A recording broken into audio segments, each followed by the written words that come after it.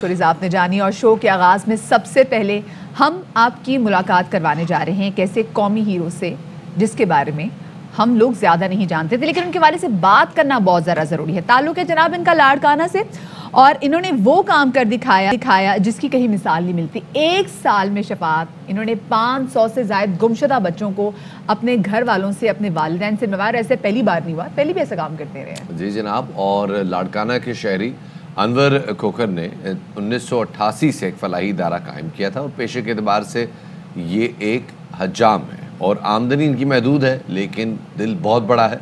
सालों से गुमशुदा बच्चों की न सिर्फ ये देखभाल कर रहे हैं बल्कि उनके वालिदैन से उनकी मुलाकात करवाते हैं, उनकी देखभाल करते हैं और बच्चों से उनकी मोहब्बत का ये आलम है कि जब तक वो उनको उनके वालिदैन से न मिलवा दे उनकी देखभाल वो खुद अपनी जेब से करते रहते हैं। शफात कितना बड़ा कार्य। खैर आप ये सोचें एक हजाम की कितनी सैलरी, एक हजाम कितना बना लेता। अगर हम लाड़काना के वाले से बात करें, छोटा सा शहर है, छोटी सी इनकी दुकान है, लेकिन जो ये काम वैसे कर रहे हैं वो बहुत बड़ा काम है। मासूम वेलफेयर ट्रस्ट के बानी जनाब अनवर खोखर साहब हमारे साथ मौजूद हैं।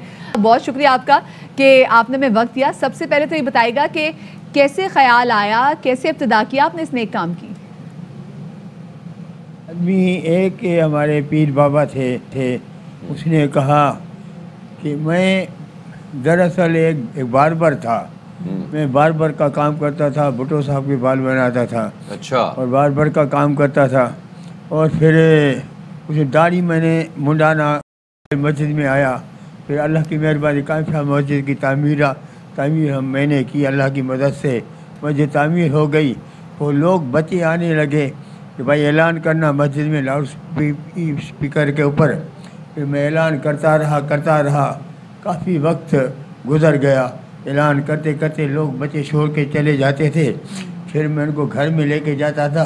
कोई पागल बच्चा होता था, कोई बूढ़ा होता था, कोई बूढ़ी होती थी, जो भी छोड़ के जाते थे मेरे पास वो मैं घर लेके जाता था। अच्छा। वहाँ झगड़ा होता था घर में, इसी वजह से फिर अल्लाह से मैंने अर्ज़ किया कि खुदारा मुझे अपना कोई ऐसा मकान दे दो। तो ये खोखर साहब बड़ा एक मुश्किल काम है और आप बड़े महदूद वसाइल के साथ आप ये काम सरअंजाम देते आए हैं और बड़ा अरसा हो गया अब आपको। तो ये क्या तरीक़ाकार होता था, अभी भी क्या तरीक़ाकार है, कैसे बच्चा प्रोटेक्ट करते हैं?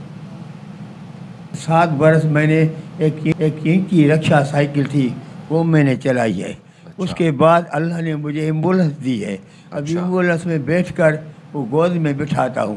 पहले मुझे बड़ी तकलीफ़ होती थी, अभी अल्लाह की मेहरबानी से मेरे पास एक एम्बुलेंस है जिसमें बिठा कर मैं ऐलान करता हूँ कि बच्चा किसका ईटर। काफ़ी बच्चे लेटर कर देते थे पहले मेरे यहाँ पे कंधे उठाकर मैं घंट बजाता था। मैंने 7 बरस मैंने घंट बजाया, 7 बरस मैंने साइकिल चलाई और उस घंट बजाते बजाते बजाते कभी कभी लेटर कर देते थे। फिर क्योंकि लेकिन इसी तरीके से मैं हो गया जैसे मछली पानी में रहती है ना और पानी के बाद ज़िंदा नहीं रह सकती, और इसी वजह से इसी तरीके से मुझे वो बदबू जो होती थी या जो ऐसे किरफ होती है इंसान को वो मेरे को नहीं आती है। मैं उनका हो गया हूँ, वो मेरे बच्चे मेरे हो गए हैं। मैं सब के लिए वो कहते हैं ये हिंदू का बच्चा है, ये बागड़ी का है, ये भील का है या किसी का है, ये ईसाई का है, मैं रंग नस्ल को नहीं देखता।